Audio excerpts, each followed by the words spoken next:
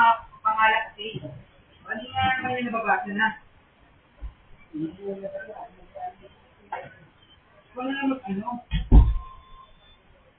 Ano ba yung magkakamali niya? Yun yung subasa siguro nang wala na yung ano. Ano ibig mo sabihin nagkakamali niya siya? Nainom niya 2 beses na, Bakit na nainom ng 2 beses? Ayun o, hindi niya alam ko ano, kasi pareho daw, hindi siya nagbabasa. Sabi ko lang magbasa ka. Ano ba yung hindi niya mabasa yung nasa mga gamot? Hindi na alam. Kala ko yun yung dito. Yung mga nakalagay dyan. Yun na nailagay niya, pare-pareho. Sinasabi ko lang sa kanya, naiispan siya. Just isang lagay na lang. Ay ano? Kaya nga sinasabi ko, segregate mo na kasi maglalabo-labo yan. Ilan ba yan? Yung mas tingnan mo, mali-mali na yung bilang ko. Bilang ko yun eh. Ibig sabihin may nakasobra? Na-overdose siya. Ay, tignan mo yung result ng ano niya.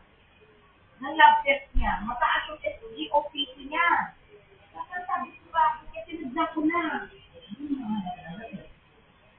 Ano pa kami paano yan? O ano ano yan? Ano ba yung gamot niya ininom sa isang araw? Yan, ganyan yun.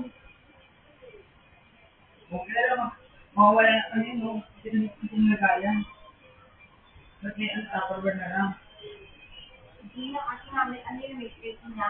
Eh, alam niya na, dahil ginagawa niya naman dati. Kasi siguro, pati ako na nagagawa niya eh. Kaya rin ito yung Kalahati? uulit ka na kalahati na hindi pwede siya mag-overdose dyan.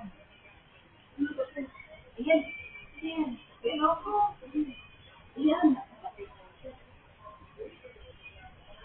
Wala na. Sabi iba.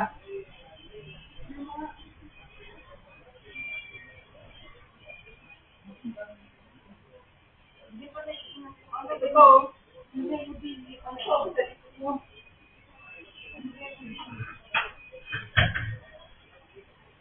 May nubina.